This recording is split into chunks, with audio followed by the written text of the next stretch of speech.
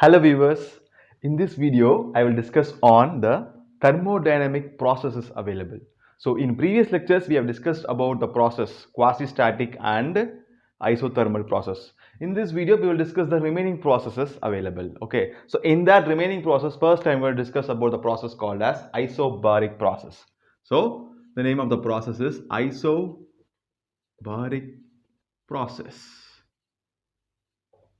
So this process says that the process is taken under this process is handled at constant pressure. Okay, so if the pressure is constant, that process is called as isobaric process. Okay, so P is equal to constant. For example, when the gas expands and some work is done, we see that the pressure is maintained constant throughout the expansion of the gas. Okay, so let us apply this concept in case of your first law of thermodynamics. Okay, so what happens to this first law of thermodynamics? You know, delta Q is equal to delta U plus delta W.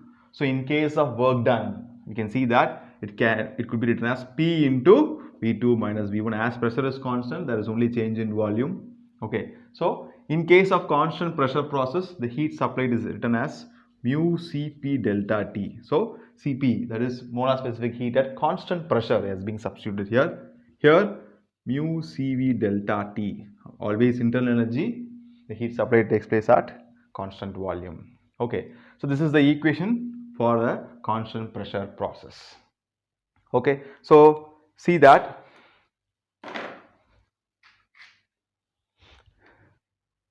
so let us consider this as a cylinder piston. We have system in this gap. Okay, so when heat is supplied according to first law of thermodynamics, so imagine a situation like this: heat is supplied here. So what happens if heat is supplied? We see that the internal energy of the system changes, and also the gas expands. Okay, so when the gas expands, we see that there is a change in your volume. So in this process, we see that the movement of the piston, like the movement of the piston takes place at constant pressure. Okay, this movement takes place at constant pressure. There is only change in your volume. Okay, this is a small demonstration. Okay, so the next process is called as isochoric process. Isochoric process. So it is a process in which volume is kept constant. Okay, so we have V as constant. Okay, so the volume remains constant. So as said earlier, so when heat is supplied, we see that only the internal energy of the system changes. There is no movement of the piston because there is no change in volume. There is no change in volume, we see that there is no work done at all. So how it could be written? According to first law of thermodynamics, you know that delta Q is equal to delta U plus delta W. So volume remains constant, so there is no work done. So the total heat supplied will be converted into only the change in your internal energy. Okay, so it could be written as mu Cv delta T. That's it about isochoric process. Next we have a process. We have adiabatic process.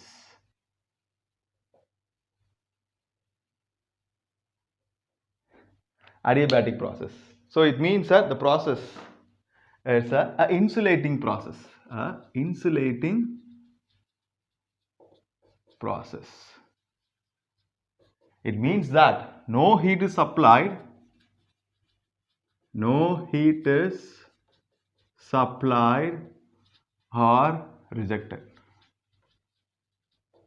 So there is no heat supplied, there is no heat input, and also there is no heat rejection also. Okay, such process we call it as an insulating process. That is, we call it as in turn adiabatic process. Okay, so what happened to the first law? So for so we can read as delta Q is equal to delta U plus delta W. So here there is no heat supplied, so this term becomes 0. So the delta U will be given as minus delta W. Okay, so for a small example of an adiabatic process, you know that. So you would have seen a vacuum flask. So this flask is an insulator. Okay, this is used to maintain some component, some fluid, which is when you pour some fluid inside, it maintains the condition for a very long time. Okay, for example, when you pour coffee inside, we see that the temperature of the coffee remains hot for a very long time. So for that purpose only we are using this flask, which is also a insulator. Okay.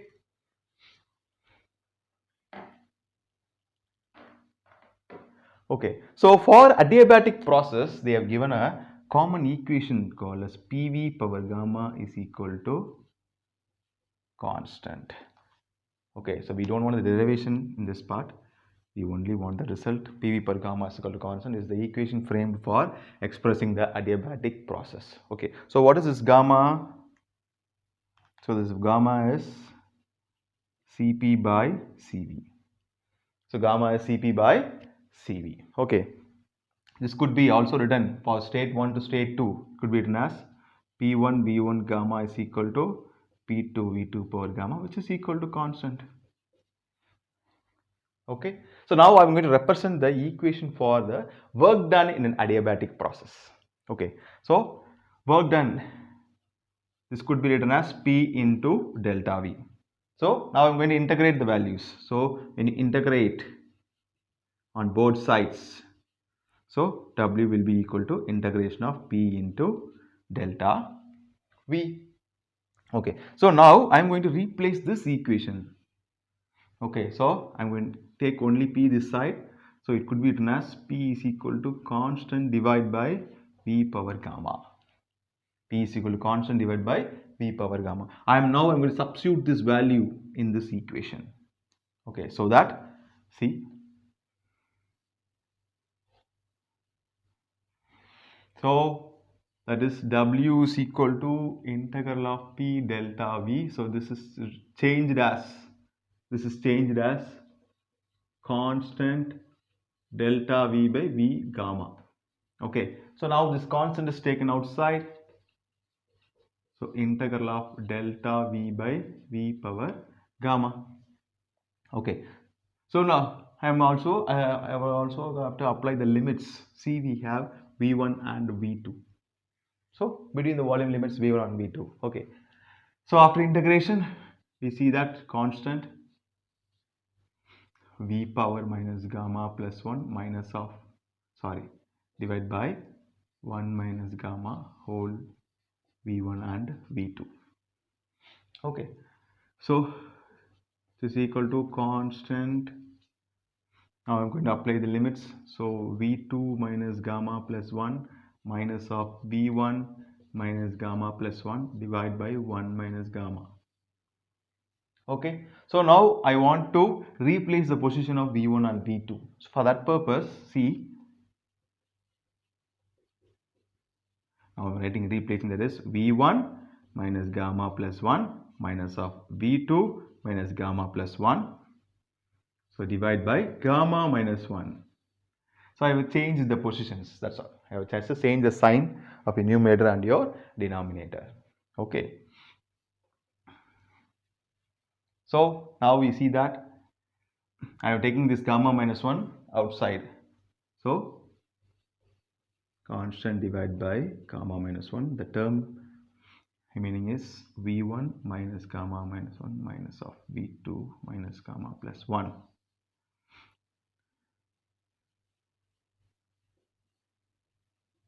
Now I am taking these terms to the denominator. Okay, it could be done by 1 by V1 gamma minus 1. So as it is taken to the denominator, the sign changes. So minus 1 by denominator. So V2 gamma minus 1. Okay, so now I am going to take this constant inside. I'm going to take this constant inside. Now you know that the value of constant here I've written is previously P1 V1 power gamma, which is also equal to P2 V2 power gamma. Okay, so now I'm going to substitute the value of constant in the above equations. So first you bring the constant by gamma minus 1. Sorry, we have to take this constant inside.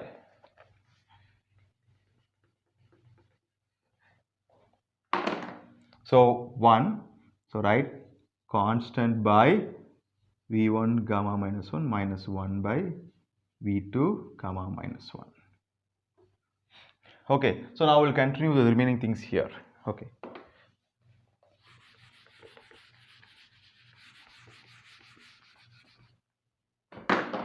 So here we can see that, sorry, here also constant. Okay. So now 1 by gamma minus 1. So in here, in this equation, instead of this constant for this particular value, for this particular numerator, I am going to substitute the value of P1 V1 power gamma. See, P1 V1 power gamma by V1 gamma minus 1. So minus here in this particular equation or in this particular area, now I want to substitute the value of P2 V2 power gamma because both are equal, both are considered as constant. Okay. So here it could be written as P2 V2 power gamma divided by V2 gamma minus 1. Okay. So here we see that 1 by gamma minus 1. So in your denominator here you can see that this V1,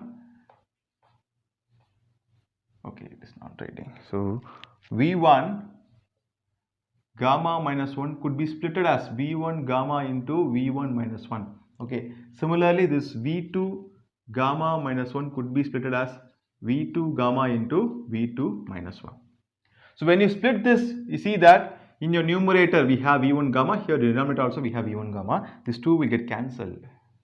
Okay. So in your denominator we will be having, so P1 by V1 power minus 1 minus of P2 by V2 power minus 1.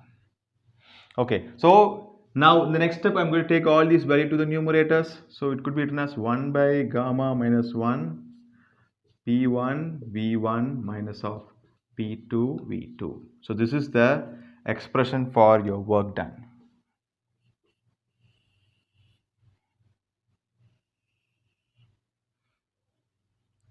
This is the expression for your work done. This could be also written as, which is equal to, okay. So I am replacing it by ideal gas equation. So it could be also written as mu r of T1 minus T2 by gamma minus 1. Because you know that PV is equal to mu RT. You know that PV is equal to mu RT. So I replaced this. Okay. So this is the equation for your positive work done. This is the equation for your positive work done. Okay. So how it could be written for your negative work done? For the case of negative work done, just change the values. So this could be written as, for this is positive, for negative work done, this could be changed as P2 V2 minus P1 V1. This equation also could be changed T2 minus T1. Okay. So this is the expression for the work done in adiabatic process. Okay. So follow each steps carefully. So I think many changes I have done with respect to integrations. So please carefully follow each steps so that you know how I got the final answer. Okay. So this is the value for your work done. In this video, we have discussed about three processes. One is isobaric constant pressure process and isochoric constant volume process, and we have adiabatic, which is an insulating process. Okay. Thank you.